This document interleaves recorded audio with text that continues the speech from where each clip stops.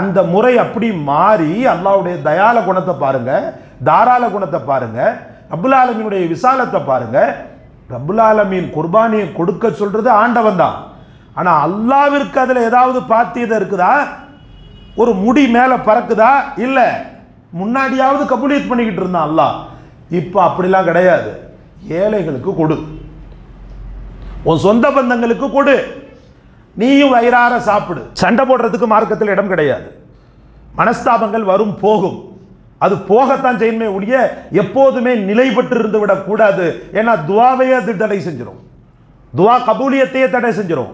பகமை என்பது கூடவே கூடாது. சகோதரர்களே, அல்லாஹ் ரப்புல் இஸ்ஸத் தன்னுடைய அளப்பெரிய கருணையினால் சிறப்பான நாட்களை தந்து மக்கள் மிகுந்த பயனையும் மறுமையில் உயர்ந்த சொர்க்கத்தையும் பெற வேண்டும் என்ற தாராள மனம் கொண்டு நமக்கு தரப்பட்ட நியாமத்துக்கள் தான் இந்த துல்ஹஜ் மாதம்.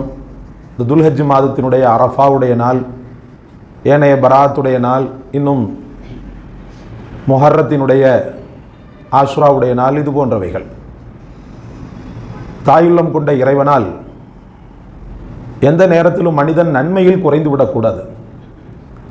அதிலும் குறிப்பாக நபிகள் நாயகம் ஹசரத் முஹம்மது ரசூலுல்லாஹி ஸல்லல்லாஹு அலைஹி வஸல்லம் அவங்களுடைய உம்மத்துமார்கள் நன்மையில் குறைந்து விடக்கூடாது என்பதில் அல்லாஹ் ரப்புல் ஆலமீன் மிகவும் தீவிரமாக அல்லாஹ் ரப்புல் ஆலமீன் நமக்கு தந்த பெரும் வரங்கள் என்று சொன்னால் அது மிகையான வார்த்தை அல்ல. சென்ற வார தினத்திலேயே உங்களுக்கு சில விஷயங்களை சொல்லியிருப்பேன். புனிதமான அரஃபாவுடைய நாளில், அதாவது துல்ஹஜ்ஜினுடைய பிறை 9 சில விஷயங்களை அல்லாஹ் ரப்புல் ஆலமீன் இந்த உலகத்தில் நடத்தி காட்டினான். குறிப்பாக ஹதீஸினுடைய விளக்கமாக நமக்கு உலமாக்கள் தரக்கூடிய ஒன்று, கியாமத் நாளுடைய அடையாளமாக பெரிய விஷயங்கள் எல்லாம் நடக்கிறது. மேற்கில் சூரியன் உதயமாதல், தஜ்ஜாலினுடைய வருகை, இன்னும் தங்கம் செடிகள் முளைப்பது போல முளைத்தல், பயங்கரமான காற்று மக்களை அழித்து விடுதல், பூகம்பங்கள் ஏற்படுதல் என்று பட்டியலிட்ட பெருமானார் ஸல்லல்லாஹு அலைஹி வஸல்லம் தாப்பத்துல் அர்ல் என்று சொல்லக்கூடிய ஒரு பெரும் மிருகத்தை குறிப்பிட்டார்கள். இந்த தாப்பத்துல் அர்ல் என்று சொல்லக்கூடிய இந்த மிருகம் நல்லோர்களை எதுவும் செய்யாது, ஆனால் தீயோர்களை அது தன்னுடைய கைகளால் அடித்தே கொன்றுவிடும் என்று சொல்லப்படுகிறது. இந்த தாப்பத்துல் அர்ல் வெளியாகக்கூடிய நாள் இந்த அரஃபாவுடைய நாளாம்.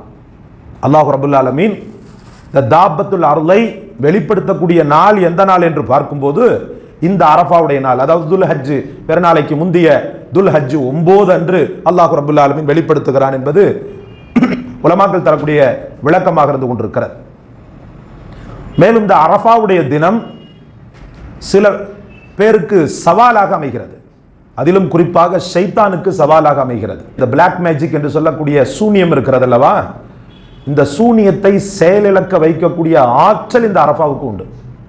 காரணம், ஹாஜிகள் அனைவரும் ஒன்று கூடி தல்பியா முழங்க, தக்பீர் முழங்க, ரப்புல் ஆலமீனுடைய மிகச்சிறந்த காபாவை வலம் வரக்கூடிய அந்த நேரம் உலக மக்கள் எல்லாம், மற்ற ஏனைய ஹாஜிகள் அல்லாத மக்கள் எல்லாம் அல்லாஹ்வுடைய நோன்பை கடைபிடிக்கக்கூடிய நேரம். இந்த சில ஷைத்தானியத்தான காரியங்களுக்கு அல்லாஹ் ரப்புல் ஆலமீன் கடுமையான விலங்கை ஏற்படுத்தி விடுகிறான். அவைகளால் எந்த செயல்பாட்டையும் பெற முடியாது. சூன்யம் வலு விளந்து போகக்கூடிய நாளாகவும் இந்த அரஃபா தினம் இருந்து கொண்டிருக்கிறது. சகோதரர்களே, ஷைத்தான் கதறி அழக்கூடிய நாளாகவும் இந்த நாள் இருந்து கொண்டிருக்கிறது என்று பெருமானார் ஸல்லல்லாஹு அலைஹி வஸல்லம் அவர்கள் சொன்னார்கள். ஷைத்தான் கதறி துடிக்கின்ற நாள்.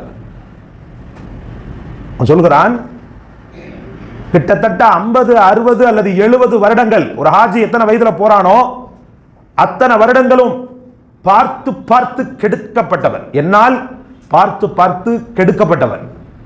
நரகத்தின் இரையாக நான் வளர்த்தேன் அவனை. சொல், செயல், பார்வை, மூச்சு, பேச்சு, உணர்வுகள் அனைத்திலும் நான் ஆக்கிரமித்தேன். அவனை வழிகடச் செய்தேன். வழிகடச் செய்து என்னோடு சேர்ந்து அவனையும் நரகத்தின் இரைக்குள், நரகத்தின் தீக்குள் தள்ள வேண்டும் என்பதை கங்கணம் கட்டி கொண்டு நான் செயல்பட, இந்த அரஃபாவுடைய தினத்தில் காபாவுக்கு முன்னாடி நின்று கொண்டு கதறி அழுத, அந்த அரஃபாவுடைய அந்த மைதானத்தில் நின்று கொண்டு அல்லாஹ்விடத்திலே அழுத அந்த ஒரு நிமிடத்தில், ஒரு நொடியில் அல்லாஹ் ரப்புல் ஆலமீன் அவன் பாவங்களை எல்லாம் மன்னித்து விட்டானே. எவ்வளவு பெரிய கைசேதம்! அவனை மட்டும் மன்னிக்கவில்லை, ஹாஜி அல்லாத சவுதி அரேபியாவில் இருக்கக்கூடிய அல்லாஹ்வுடைய இபாதத்தை செய்யக்கூடிய அவனை மட்டும் அல்லாஹ் மன்னிக்கவில்லை. அரஃபாவுடைய நோன்பை கடைபிடித்து மற்ற நாடுகளில் வசிக்கக்கூடியவன் அல்லாஹ்விடத்தில் இறங்குகிறான். என் ரப்பே, என் பாவங்களை மன்னித்து விடு. நோன்பாளியாக இருக்கக்கூடிய என்னை நீ பார், என் மீது கவனம் செலுத்து, என் பாவங்களை மன்னித்து விடு. எவ்வளவோ பாவங்களை செய்திருக்கிறேன். என் வாழ்க்கையில் என் பாவங்களை கணக்கில் முடியாத அளவுக்கு, கணக்கிட முடியாத அளவுக்கு நான் நிறைய செய்திருக்கிறேன். இதோ ஒரு நோன்பாளியாக உன்னிடத்தில் வந்திருக்கிறேன். இதோ ஒரு நோன்பாளியாக உன்னிடத்தில் நான் வந்திருக்கிறேன். தல்பியா முழங்க, தக்பீர் முழங்க உன்னிடத்தில் வந்து கதறக்கூடிய உன் அடியானை கவனித்துக்கொள் என்று அவன் கேட்கக்கூடிய இந்த பிரார்த்தனையில் ஒரு நொடியில் மன்னித்து விடுகிறான். கஷ்டப்பட்டு நான் வளர்த்தேன், அவனை கெடுத்தேன், அவனை எப்படி எப்படி எல்லாமோ கெடுத்தேன். வலது பக்கம் இடது பக்கம் நாலாத்திக்கிலும் நின்று கொண்டு உலகத்தின் கவர்ச்சியை தந்து அவனை கெடுத்தேன்.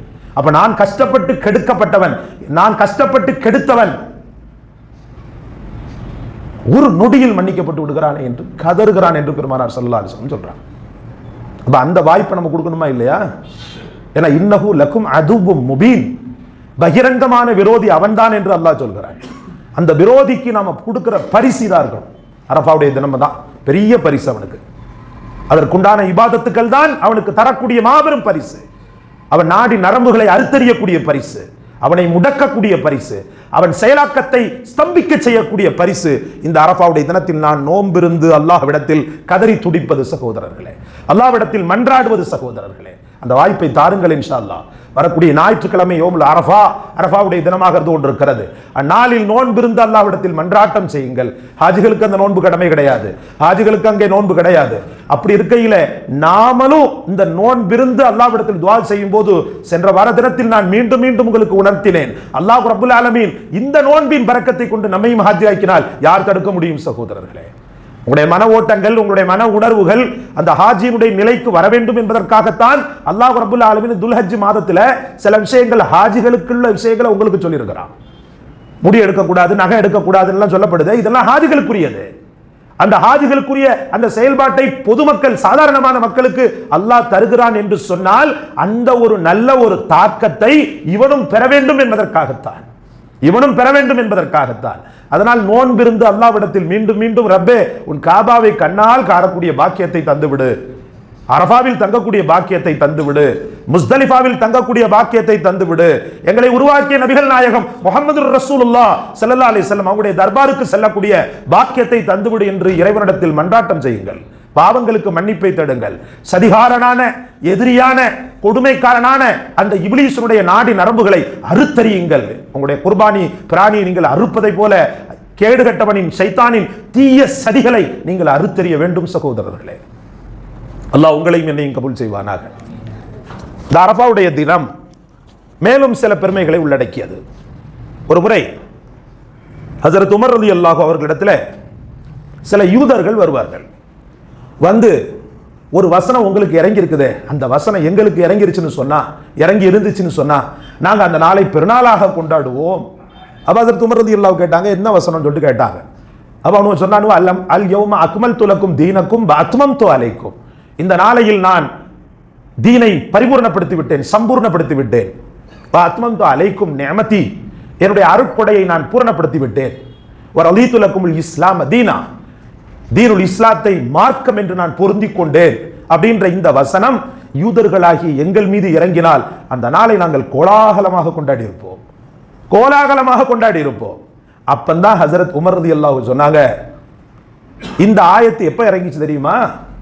பெருமானார் ஸல்லல்லாஹு அலைஹி வஸல்லம் ஹஜ்ஜத்துல் வதாபிலே அரஃபாவுடைய நாளில் ஒரு வெள்ளிக்கிழமையில் இருக்கின்ற நேரத்தில் தான் இந்த வசனம் இறங்கியது. நீ சொல்றது போல, நீ சொல்வது போல அந்த நாளை நாங்க கொண்டாடணும்ன்ற அவசியமே இல்லை. ஏன்னா பெருநாள் அன்னைக்கு தான் அது இறங்கிச்சுன்னு சொன்னாங்க. பெருநாள் அன்னைக்கு தான் அது இறங்கிச்சு.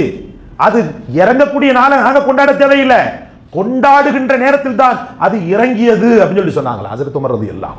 அப்ப அந்த புனிதமான ஆயத்து இறங்கிய ஒரு நன்னாளாகவும் இந்த அரஃபாவுடைய தினம் இருந்து கொண்டிருக்கிறது சகோதரர்களே. அன்பிற்குரிய அல்லாஹ்வின் பெருமக்களே, இந்த நாளையில் அல்லாஹ் ரப்புல் ஆலமீன் நோன்பில் நமக்கு சுபச்சோபனம் சொல்லப்பட்டது சில விஷயங்களை கொண்டு. அதே போல கொஞ்சம் கூட மாறாமல் இந்த அரஃபாவுடைய நன்னாளில் அல்லாஹ் ரப்புல் ஆலமீன் எதிர்ப்பாக இருந்த, மனித படைப்புக்கு முற்றிலும் எதிர்ப்பாக இருந்த, மனித படைப்புகளை படைக்காத என்று போர்க்கொடி தூக்கிய மலக்குமார்களை அல்லாஹ் அழைக்கிறான். அதோ பார், அரஃபாவுடைய நாளில் அல்லாஹ் ரப்புல் ஆலமீன் அழைக்கிறான். அதோ பார் என்னுடைய அடியானை பார், எந்த மனிதனை நீ படைக்க கூடாது என்று சொன்னாயோ அந்த மனிதர்களுடைய இபாதத்துக்களை பார், ஓடி ஆடி அல்லாஹ்விடத்தில் மன்றாடக்கூடிய என் அடியானின் நிகழ்வு, என்னுடைய அடியானின் அந்த அமல்களை பாருங்கள் என்று அந்த மலக்குகளுக்கு அல்லாஹ் பெருமை பாராட்டி நம்மை சுட்டிக்காட்டி குறிப்பிடுகிறான். சகோதரர்களே, அந்த பாக்கியம் நமக்கு வேண்டும் அல்லவா? அல்லாஹ் ரப்புல் ஆலமீனை அதிகமாக இபாதத் செய்யுங்கள். துஆ கபூலாகக்கூடிய இரவு அது. பெருநாளுடைய இரவு இருக்கிறது அல்லவா, துஆ கபூலாகக்கூடிய இரவு 5 இரவுகள் என்று முக்கியத்துவப்படுத்தப்பட்டதே. அந்த 5 இரவுகளில் ஹஜ் பெருநாளுடைய இரவும் ஒன்று. அந்த நாளையில் நாம் என்ன துஆ செய்தாலும் ஹராம் இல்லாத பட்சத்தில் அந்த துஆக்கள் அங்கீகரிக்கப்படுகின்றன என்று சொல்கிறார்கள் உலமாக்கள். எல்லா துஆக்களும் அல்லாஹ் ரப்புல் ஆலமீன் இடத்துல மடை திறந்த வெள்ளமாக அவன் உள்ள கிடக்குகளை அல்லாஹ் ரப்புல் ஆலமீன் இடத்தில் கொட்ட வேண்டும். அவன் உள்ளத்தில் இருக்கக்கூடிய பாரங்கள், அவன் உள்ளத்தில் இருக்கக்கூடிய அழுத்தங்கள், அவன் உள்ளத்தில் கனன்று கொண்டிருக்கக்கூடிய கவலைகளை எல்லாம் அல்லாஹ்விடத்தில் கொட்டக்கூடிய ஒரு தருணம் இந்த புனிதமான ஹஜ் பெருநாளுடைய இரவாக இருந்து கொண்டிருக்கிறது. அரபாவுடைய தினம் நோன்பிருந்து அல்லாஹ்விடத்தில் அதிகமாக நாம் என்ன செய்ய வேண்டும்? அரபாவுடைய தினத்தில் வேறு ஒரு அமலும் இருக்கிறது. அரபாவுடைய நாளில் தான் நாம தக்பீரும் ஆரம்பமாகுது. ஃபஜ்ர்ல இருந்தா என்ன செய்யுது? தக்பீர் ஆரம்பமாகுது. குர்பானி அந்த நாள்ல கொடுக்க முடியாது, நம்ம பெருநாள் தொழுதுட்டு தான் கொடுக்க முடியும். ஆனா தக்பீருக்கு எப்ப வேலை வந்துடும்? அப்பவே வேலை வந்துடும். ஃபஜ்ர்ல இருந்து நம்ம என்ன செய்யறோம்? தக்பீர் சொல்றோம். கிட்டத்தட்ட 23 வக்துகள் கணக்கிடப்படுகிறது சகோதரர்களே. அப்ப தக்பீருடைய நாளும் அரபாவுடைய தினம் என்பதை நாம் உணர கடமைப்பட்டிருக்கிறோம். இந்த நோன்பை பற்றி பெருமானார் ஸல்லல்லாஹு அலைஹி வஸல்லம் அவர்கள் சொல்லும்போது மாஷா அல்லாஹ், அல்லாஹு அக்பர், எவ்வளோ பெரிய பாக்கியத்தை சொன்னாங்க தெரியுமா? முந்தைய வருடத்து பாவங்களையும் பிந்தைய வருடத்து பாவங்களையும், மொத்தத்தில் 2 வருடத்து பாவங்களை அழித்து விடுகிறது. அல்லாஹ் உங்களை என்னையும் கபூல் செய்வானாக. அந்த நோன்பை கடைபிடிக்கக்கூடிய நல்ல தௌஃபீக்கை தந்தருள்வானாக. முந்தைய வருட பாவங்களையும் பிந்தைய வருட பாவங்களையும் மன்னிக்கிறது. அவன் எவ்வளவு பெரிய பாரதூரமான பாவியாக இருந்தாலும் எப்படி ரமலான் ரம்பு கரித்து விடுகிறதோ, பாவங்களை பஸ்பமாக்கி விடுகிறதோ, அதே போல கொஞ்சம் கூட மாறாமல் இந்த ஒற்றை நோன்பு சுழட்டி சுழட்டி பாவங்களை அழித்து விடுகிறது சகோதரர்களே. சாதாரணப்பட்டதல்ல இந்த அரபாவுடைய நோன்பு, கடந்து போகக்கூடியதல்ல இந்த அரபாவுடைய நோன்பு. சுன்னத்து தான், கட்டாயம் கிடையாது. ஆனால் இந்த சுன்னத் நமக்கு தரக்கூடிய வெகுமதிகள் கொஞ்சம் நெஞ்சம் அல்ல. இந்த சுன்னத் நமக்கு தரக்கூடிய ஃபலாயில்கள் கொஞ்சம் நெஞ்சம் அல்ல, நிறைய இருக்கின்றது சகோதரர்களே. எல்லா பாவங்களையும் 2 வருடத்தின் பாவங்களையும் அல்லாஹ் ரப்பல் ஆலமீன் மன்னித்து விடுகிறான். எல்லா மக்களுக்கும் மன்னிப்பை தருகிறான், பகமை பாராட்டக்கூடியவனை தவிர. இந்த பகமை பாராட்டுறவன் எந்த இரவு அடைஞ்சாலும் சரி அவனுக்கு அல்லாஹ் தஆலா மன்னிப்பே கொடுக்க மாட்டான். அல்லாஹ்வுக்கு பிடிக்காத ஒன்று மனம் வேறுபட்டு இருப்பது, பகமை கிடையாது. மனஸ்தாபங்கள் வருதா, ஒரு 2 நாள் 3 நாள் பேசாம இருக்கலாம். அதுக்கு மேல நான் பேசாம இருக்கிறேன் மூஞ்ச தூக்கி வச்சுட்டு போறது ஒரு இஸ்லாமியனுக்கு அழகல்ல. பகமை பாராட்டக்கூடியவனுடைய துஆக்கள் கபூல் ஆகாது. சூனியம் செய்யக்கூடியவனுடைய துஆக்கள் கபூல் ஆகாது. தாய் தந்தையின் நிந்தனைக்கு ஆளானவனின் அந்த துஆக்கள் கபூல் ஆகாது. அவன் தலைகீழ நின்னாலும் சரி, அரபா இல்ல, ஒரு அரபா இல்ல, 1000 அரபா அவனுக்கு வந்தாலும் பெற்ற தாய் தகப்பனை நிந்திப்பவன், பெற்ற தாய் தகப்பனை கவனிப்பாரற்று விட்டவன், இவனுக்கு அல்லாஹ்வுடைய துஆ, அவனுடைய துஆ அல்லாஹ் ரப்பல் ஆலமீன் கபூலியத்தை கொடுப்பதில்லை சகோதரர்களே. அல்லாஹ் பாதுகாப்பானாக. அப்படி ஒரு சில குறைகள் நம்மகிட்ட இருந்துச்சுன்னு சொன்னா நிவர்த்தி பண்ணிடணும். பெற்ற தாய் தகப்பன்ட்ட நாமளா வேலன்றியா போய் என்ன செய்யணும்? அப்படி ஒரு வேலை எனக்கு சொத்துல அப்படி பண்ணாரு இப்படி பண்ணாருன்னு சொல்லி சில பேர் என்ன செய்வோம்? பேசாம இருப்போம். அதெல்லாம் எல்லாத்தையும் முறிச்சிடணும். சொத்து நமக்கு வரப்போறது கிடையாது. நம்ம கபருக்கு சொத்தா வரப்போகுது. எவனோ ஆள போறான், நம்ம மிஞ்சி போனா 3 வேளை சாப்பிடுவோம், அதோட சரி. அவங்க சொத்துல முன்பின் செஞ்சாங்கன்றது அவங்களுக்கும் அல்லாஹ்வுக்குள்ள விஷயம். அல்லாஹ்விடத்துல அவங்க பதில் சொல்லுவாங்க. நாம அதுக்காக கவலைப்படணும்ன்ற அவசியம் இல்லை. அவங்க இடத்துல என்ன செய்யணும்? பேசணும். அவங்க இடத்துல பகமை பாராட்டக்கூடாது. அவங்களை வேதனைப்படுத்திட்டா மன்னிப்பு கேட்கணும். இறந்து போயிட்டாங்களா கபர்ல நின்று மன்னிப்பு கேட்கணும். இறந்து போயிட்டா என்ன செய்யணும்? அவங்களுடைய மக்பராவுக்கு போகணும். மக்பராவுக்கு போய் தகப்பனா தாயோ யாரோ என்ன மன்னிச்சிருங்கம்மா நான் தெரியாம பண்ணிட்டேன்னு சொல்லி அவங்களுக்கு சதகா செஞ்சு துஆ செய்து அவர்களுக்கு மன்னிப்பை தேட வேண்டும் சகோதரர்களே. இப்படி எல்லாம் இஸ்லாம் அழகான ஒரு நெறிமுறைகளை தருகிறது. ஆனால் பகமை பாராட்டுவதற்கு மார்க்கத்தில் இடம் கிடையாது. சண்டை போடுறதுக்கு மார்க்கத்தில் இடம் கிடையாது. மனஸ்தாபங்கள் வரும் போகும், அது போகத்தான் செய்யுமே ஒழிய எப்போதுமே நிலை பெற்று இருந்து விடக் கூடாது. ஏன்னா துஆவை அது தடை செஞ்சிடும், துஆ கபூலியத்தையே தடை செஞ்சிடும். பகமை என்பது கூடவே கூடாது சகோதரர்களே. அப்ப இந்த அரபாவுடைய தினம் அவனுக்கு மிக பெரும் பெருநாளாகவே அமைகிறது. அதுக்கப்புறம் பெருநாள், ஆனா அதுக்கு முன்னாடி இந்த அரபாவுடைய நாளே அவனுக்கு பெருநாளா மாறிடும். பாவங்களை மன்னிக்கிறத விட உலகத்துல பெருநாள் உலகத்துல என்ன இருக்க முடியும் சொல்லுங்க பாப்போம். அல்லாஹு தஆலா உன்னை நான் மன்னிச்சிட்டேன்பா, நீ சொர்க்கத்துக்குரியவன்பா அப்படின்னு சொல்றதை விட அல்லாஹ்விடத்துல நம்ம இந்த உலகத்துல என்னத்தை பெருசா சம்பாதிச்சிட முடியும் சொல்லுங்க.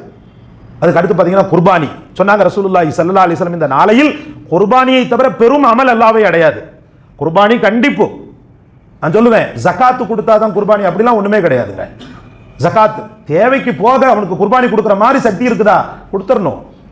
சாதாரணப்பட்ட விஷயமா? வருஷம் வருஷம் வருஷம் ஒவ்வொரு குர்பானியும் பார்த்து பார்த்து செய்யும்போது ஆகிரத்தில் வாகனங்கள் பெருக்கெடுத்து நிற்கும் சொர்க்கத்திற்கு அழைத்துட்டு போக. அந்த வாயில்லாத ஜீவன்கள் என்ன செய்யும்? உங்களை எதிர்பார்த்துக்கிட்டு இருக்கும். நம்ம அங்க இருக்கிற 3000 4000 ரூபாய்க்கு பெருசா யோசிச்சுக்கிட்டு குர்பானியை கொடுக்கறத என்னெல்லாமோ செலவு பண்றோம். மருத்துவத்துக்கு செலவு பண்றோம், பிக்னிக் போறதுக்கு செலவு பண்றோம், என்ன பலாய்க்கலாமோ செலவு பண்றோம். அல்லாஹ்வுடைய இந்த கடமையை நிவர்த்தி செய்வதில் நம்முடைய செலவு, நம்முடைய உள்ளம் சுருங்கி போய்விட்டது என்று சொன்னால் ஆகிரத்தில் அல்லாஹ் தருவதில் இருந்து சுருக்கிக் கொள்கிறான். அல்லாஹ்வும் சுருக்கிக் கொள்கிறான். இந்த குர்பானிக்கு பதிலாக நீங்க கோடி கோடி தர்மம் செய்தாலும் குர்பானிக்கு ஈடாகாது. குர்பானிக்கு பதிலா ஒருத்தர் என்ன பண்றாரு? என்னத்தை போட்டா சார், இந்த ஆட்டை வாங்கி அதை பிடிச்சி அதை கட்டி போட்டு அதை கழிவுகளை எடுத்து அதை போட்டு பாடாப்படுத்தி இப்படி இருக்கிறதுக்கு பதிலா நான் என்ன செய்யறேன், 1 கோடி ரூபாவை ஊரு ஃபுல்லா என்ன செய்யறேன், விளம்புறேன் அப்படின்னு சொல்லிட்டு ஒருத்தர் கொடுக்கிறாரு. அந்த நன்மையை அடைய முடியுமா? நிச்சயமாக அடைய முடியாது. நிச்சயமாக அடைய முடியாது.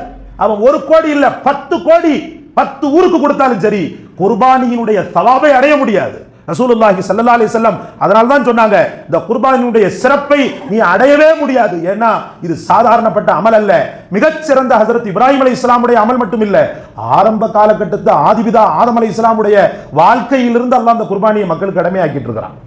நோன்பை சொல்லுவான் பத்தியா, யா அய்யுஹல்லதீன ஆமனு குத்திப அலைக்குமுஸ் ஸியாமு கமா குத்திப அலல்லதீன மின் கப்லிக்கும், ஈமான் கொண்டவர்களே உங்களுக்கு நோன்பு கடமையாக்கப்பட்டிருக்கிறது, உங்களுக்கு முன்னால் வாழ்ந்த மக்களுக்கு நோன்பு கடமையாக்கப்பட்டதை போல உங்களுக்கும் நோன்பு கடமையாக்கப்பட்டிருக்கிறதுன்னு சொல்லுவானே, அதே போல இந்த குர்பானி ஒன்றும் நமக்கு புதிதாக நமக்கு அறிமுகப்படுத்தப்பட்டது அல்ல. நமக்கு இப்படி ஒரு வரையறையை செய்யப்பட்டது, அவ்வளவுதான்.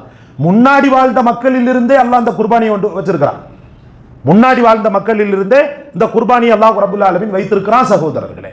அதனால குர்பானி என்பது நமக்கு தரப்பட்டது மட்டுமல்ல, முன்னால் வாழ்ந்த மக்களுக்கு என்ன வித்தியாசம் இருக்கும். அப்போ என்ன செய்வாங்கன்னு சொன்னா, மலை முகடுகளிலோ அல்லது வேறு விதமான உயரமான இடங்களிலோ தங்களுடைய பிராணியை அறுத்து என்ன செய்வாங்க, வச்சிருவாங்க. ஒரு நெருப்பு வந்து என்ன செஞ்சிடும், பஸ்பமாக்கிடும், அதை எடுத்துரும், அது அப்படியே கரிச்சிரும். எதை நெருப்பு தொடுதோ அது கபூலியத் பெற்றது என்று நினைப்பார்கள், எதை நெருப்பு தொடலையோ அது கபூலியத் பெறல, அது அல்லாஹ் ஏற்றுக்கறலன்னு சொல்லிட்டு என்ன செய்வாங்க, மக்கள் கணித்துக் கொள்வாங்க. அப்படிதான் நடந்துகிட்டு இருந்துச்சு சகோதரர்களே. எந்த குர்பானி இல்லையோ அடுத்த நாள் போய் பார்க்கிறாரு, குர்பானி இல்லைன்னு சொன்னா அல்லாஹ் கபூலி செஞ்சுட்டான்னு சொல்லி.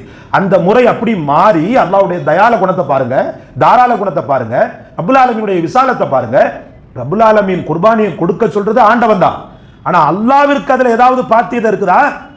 ஒரு முடி மேல பறக்குதா? இல்ல. முன்னாடியாவது கபூலியத் பண்ணிக்கிட்டு இருந்தான் அல்லாஹ். இப்ப அப்படிலாம் கிடையாது. ஏழைகளுக்கு கொடு, உன் சொந்த பந்தங்களுக்கு கொடு, நீயும் வயிறார சாப்பிடு, இதுதான் நீ எனக்கு தரக்கூடிய குர்பானி. அல்லாஹ்வுக்கு ஏதாவது கிடைக்குதா? இதுல ஒரு பிட்டு கிடைக்குதா? ஒரு நகம் கிடைக்குதா? அல்லாஹ்வுக்கு ஒண்ணுமே கிடையாது.